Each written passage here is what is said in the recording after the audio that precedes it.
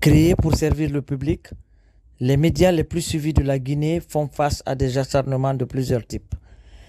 Des intimidations, au retrait des chaînes, des bouquets de sociétés de distribution, en passant par le brouillage des ondes, des médias de grande écoute sont empêchés de fonctionner correctement depuis 3 semaines. Et depuis, les rédactions des groupes de presse fonctionnent en ralenti. Au groupe Alafo Média, les journalistes programmés pour cette journée sont présents. Pour la rédactrice en chef de Espace FM, ces actions de l'État ont des conséquences plus larges. Vous analysez réellement, même sur Internet, vous savez qu'il y a des restrictions. Il faut passer par VPN et ce n'est pas tout le monde qui peut acquérir les moyens et connaître comment télécharger et tout ça. Donc c'est vraiment une violation des droits fondamentaux du Guinéen. Non seulement le droit à l'information, le droit d'accès à l'information, mais aussi le droit à la liberté d'expression. Ceux qui s'expriment librement, qui veulent passer un message, ne peuvent pas le faire parce qu'ils ne peuvent pas se faire écouter. Et ça a un impact sur l'audimat, ça a un impact sur le travail des médias. L'impact sur les médias ne passe pas inaperçu. Parce que vous savez que, par exemple, les médias privés gagnent leur vie, réussissent à fonctionner et à payer leurs travailleurs grâce aux annonceurs. Mais quand vous brouillez les ondes, quand vous faites de la restriction et que, par exemple, les publicités ne passent pas, évidemment, les annonceurs ne payeront pas. Et cela va forcément retomber sur la vie des entreprises. Et si c'était l'effet recherché? À Espace TV et Espace FM, les travailleurs tiennent bon. Mais la peur de voir cette situation perdurer est bien visible.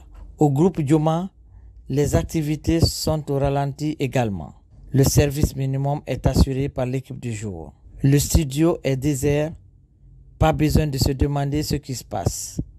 Les écrans affichent déjà le message. On peut clairement lire Dioma TV censuré auprès du portrait du président de la haute autorité de la communication. Le rédacteur en chef du groupe décrit la situation en quelques phrases. Nous traversons une situation exceptionnelle. Exceptionnelle parce que c'est quand même une première fois dans notre pays que les médias, les grands médias, les médias de grande écoute soient retirés du bouquet Canal par une décision des autorités en place. C'est une première. Notre rôle, c'est d'interpeller. Notre rôle, c'est aussi de sensibiliser. Ça veut dire qu'en amont, tout comme en aval, nous avons un rôle primordial à jouer et c'est pour cela qu'on nous appelle quatrième pouvoir. Mais depuis maintenant plusieurs jours, vous avez constaté qu'il y a eu une certaine volonté d'étouffer les médias. On a même quitté ce cadre, on veut carrément éteindre les médias. Ça a commencé par la restriction de l'Internet. De là, on a commencé à brouiller les signaux des différents médias, mais surtout à l'heure des émissions de grande écoute. Au groupe Évasion, il est 14 heures. En temps normal, les journalistes et caméramans doivent être sur le terrain. Mais aujourd'hui, ils sont réunis à la rentrée de ce portail et ils attendent toujours d'être déployés. Les conséquences économiques se font déjà sentir. Dans la salle de rédaction, on ne déroge pas à la règle qui s'impose, le service minimum. Voilà, les publics reportages, comme ça venait avant, ce n'est plus le cas.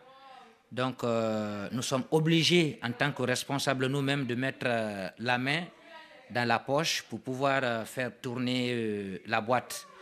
L'autre difficulté, ce sont les partenaires. Les partenaires sont exigeants.